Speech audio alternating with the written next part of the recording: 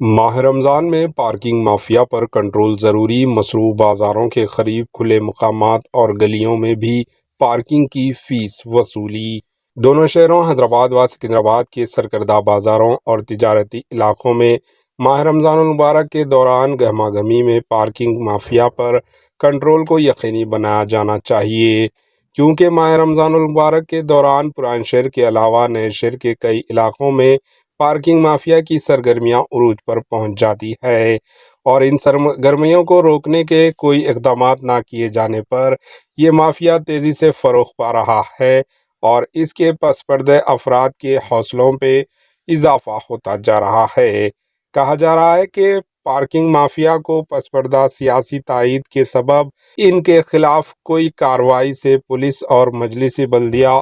عظیم تر حیدرآباد سے اجتناب کیا جاتا ہے، اور ہر سال ماہ رمضان کے دوران شہر میں کئی علاقوں میں پارکنگ کے مسائل پر جھڑپ اور جھگڑے عام بات ہیں۔ اس کے باوجود پولیس اور G H M C parking mafia کی سرگرمیوں پر قابو پانے اقدامات نہ کیے جانے سے صورتحال مزید ابتر ہو جاتی ہے۔ شہر کے مصروف ترین بازاروں میں ابتدا رمضان سے ہی پارکنگ کے لیے کھلی ارضیات اور میدان پر قبضہ کر کے معمول کی وصولی شروع ہو چکی ہے۔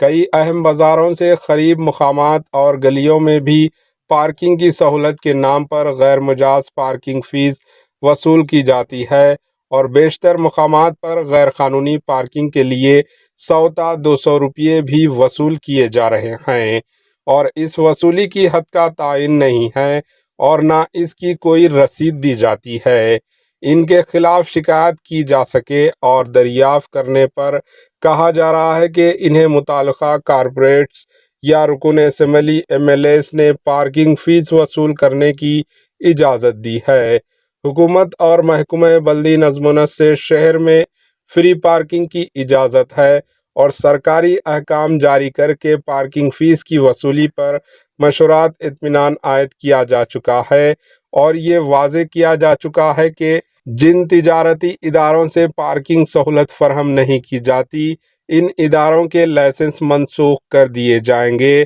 اور کئی علاقوں اور شاپنگ کمپلیکس اور تھیٹرز میں فری پارکنگ کی سہولت فراہم کی جانے لگی ہے۔ اس کے باوجود پرانے شہر میں اب بھی پارکنگ مافیا سرگرم ہے۔ Bureau report, AHN news. AHN news کو لائک کریں، شیئر کریں اور سبسکرائب کرنا نہ بھولیں۔